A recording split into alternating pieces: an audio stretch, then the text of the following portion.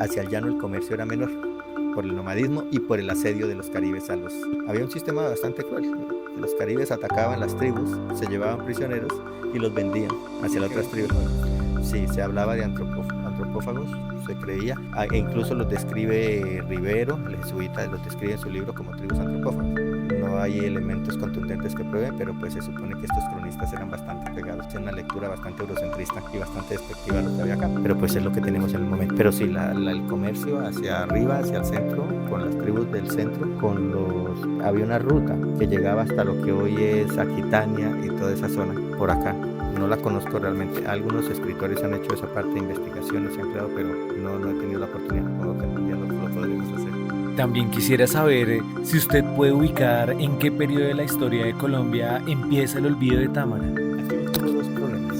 La creación de la intendencia en 1972. Cuando se crea la intendencia, entonces la sede administrativa pasa a ser Yopal, porque se abrió la ruta del Cusiana. Cuando se abre la vía del Cusiana, entonces comienza a entrar el comercio por ahí. Antes el comercio llegaba por avioneta al Tablón y subía a Támara, que era la capital administrativa. Cuando nosotros éramos provincia del estado de Boyacá o del departamento de Boyacá, había en el estado cuando era la República Federal o en el departamento cuando éramos ya república a partir de la Constitución del 86. Entonces, cuando se crea la ruta de Sogamoso, que baja por este lado, comienza a bajar comercio y comienza a establecerse en los pueblos de esa zona, o bueno, ya existían, porque Yopal viene a ser la evolución de Taguana, que era un pueblo antes, que fue incluso un cantón de Santander en la época de la independencia. Solo que eso está en el olvido y no se ha investigado, pero hemos encontrado, efectivamente, acá encontramos documentos de Taguana que hablan de eso. Bueno, cuando se crea Yopal, trasladan la sede administrativa para acá.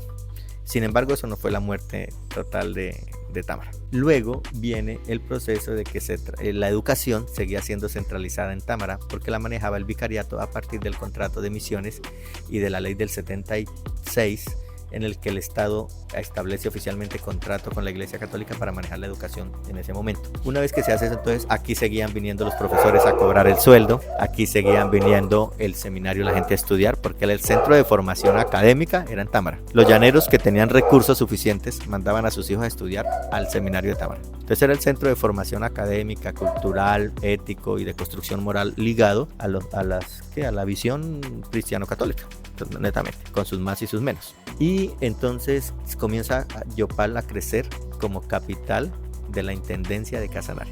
Entonces todo lo administrativo, lo judicial se traslada a Yopal. Entonces el juez pasa a ser en Yopal y Támara ya no tiene que ir. Entonces habían dos cosas: administrativo, judicial y político en Yopal, educativo y religioso en Támara. Eso crea un conflicto porque cada nada del obispo tenía que trasladarse a Arturo Salazar a Yopal para hacer diligencias y vuelve al... Hasta que se llega a la conclusión y revisan que efectivamente hay que trasladar la sede del vicariato a la capital de la intendencia, que era Yopal. Entonces se traslada Arturo Salazar, hace el traslado. Él no lo alcanza a hacer en físico porque él sale para obispo de Pasto, y llega el nuevo obispo, que era Monseñor Olavio López, y a él le tocó continuar la tarea de trasladar todo. Al irse todo de Támara, lo que mantenía ligado a Támara desaparece, que era la educación y la iglesia. Entonces la iglesia se va para Yopal y establece la sede allá. Y acá entonces ya no tenían que venir los profesores a cobrar el sueldo para que venían a Támara, y ya comienzan a crearse el colegio del vicariato, que fue el centro social, que le va a trasladar lo que hacía aquí el seminario menor. Y otro fue la época ya cuando viene el conflicto armado, que Támara era el coco para los que vivíamos en el llano o en Yopal. Ir a Támara usted era guerrillero. La tipificación de Támara como un pueblo guerrillero hizo que se alejara bastante. Entonces queda un pueblo que además la vía de comunicación no estaba pavimentada, quedaba en la PM.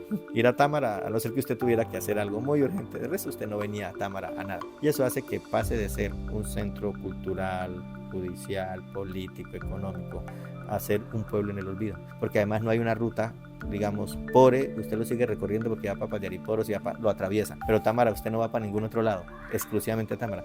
Y como ya no había qué, entonces todo se centraliza en Yopal, Támara decae. Cuando comienza nuevamente a tomar Támara poder con la cooperativa de caficultores y con la idea del café como la producción, y comienza a venderse, bueno, no lo digo, no, tal vez no pensado en su momento, pero pues socialmente se fue vendiendo la idea de Támara, pueblo cafetero. Tuvieron el billete propio, eso genera una cuestión, bueno, era un bono, pero se convirtió en billete, y eso genera en Támara toda ese periodo. Pero el problema del conflicto armado y las tomas guerrilleras hizo que muchos de los que mandaban sus hijos acá ya no era seguro. Recordemos que en una de esas tomas murió uno de los internos en Támara, murió en una de esas tomas. Eso hizo que el seminario menor decayera porque no era seguro.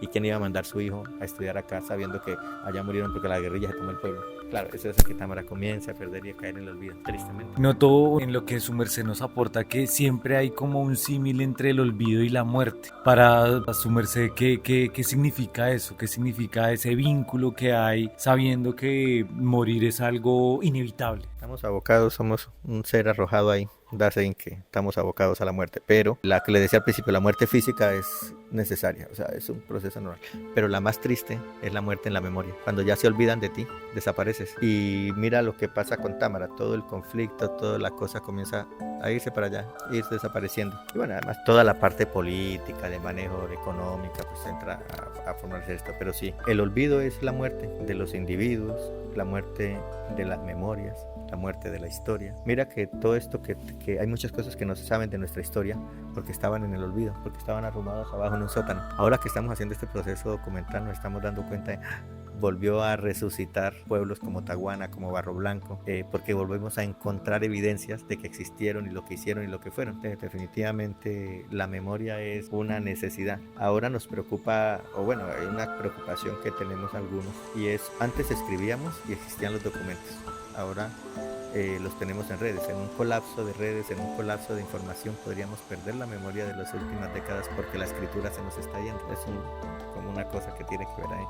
Es una discusión muy interesante, una discusión que empieza con Sócrates, que no escribió. Escribió su más grande discípulo Platón, y que Sócrates decía que él no escribía en la medida en la que creía que la letra mataba el lenguaje. Pero es interesante pensar de cómo nosotros, el lenguaje da vida o da muerte, o el lenguaje coarta la idea, o existe primero el lenguaje y luego el pensamiento, o el lenguaje es la manera como encerramos y reducimos el pensamiento, pero no tanto abordar sino como cuestionamiento, ¿no? Entonces el lenguaje como la manera en que vives o matas las ideas, y la escritura como una manera de preservación o conservación, pero también una manera de muerte, porque muchas veces nos pasa, pienso tanto y cuando lo voy a decir no sé cómo decirlo porque estoy reducido en mi lenguaje y tal vez estoy matando la idea de lo que quiero, que estoy pensando y que quiero proyectar. Bueno, además es una cosa que a uno le pasa mucho de joven y de grande todavía le sigue pasando, pero de joven le pasa más, ¿no? Uno piensa en una cantidad de cosas y luego cuando las va a decir no sabe cómo. Entonces el miércoles, el lenguaje es un arma interesante, es un tesoro porque nos permite la comunicación, pero es un arma que mata las ideas porque quizás no las podemos expresar totalmente porque no poseemos los fonemas, las palabras. La idea, me refiero, no puede ser que el lenguaje encierra lo que es o lo que es expresa a través del lenguaje. Bueno, estamos en ese dilema. Quisiera un poco recabar en la segunda pregunta, o tal vez la tercera que le hice, respecto a con qué valores le gustaría que su trabajo fuera inscrito. Memoria, creo que es una palabra que a mí me fascina. Memoria, legado, porque los que vienen, nuestras generaciones que vienen más adelante adoleciendo de muchos problemas que nos ha generado la tecnología, el mal uso, no la tecnología, el mal uso de las cosas. No estamos interesados en un pasado, sino estamos ansiosos por un futuro que no tenemos, que no llega y que nos venden o que no sabemos cómo vaya a ser. Eso hace que la construcción de memoria sea muy escasa y que no les interese además. Si nosotros no hoy estamos en un momento coyuntural, o al menos lo digo por nuestro territorio, para comenzar a construir reseña, construir memoria para las futuras generaciones que no lo olviden, y el uso de este proyecto que están haciendo ustedes me parece maravilloso porque están sacando de unos anaqueles un material que estaba muerto y que ahora vamos a utilizar la tecnología para que viva y perdure y los demás lo puedan conocer. Eso es parte de lo que digo de los valores que en mi percepción es memoria, legado. Creo que son todos los que más me gustaría y quisiera por lo que fuera.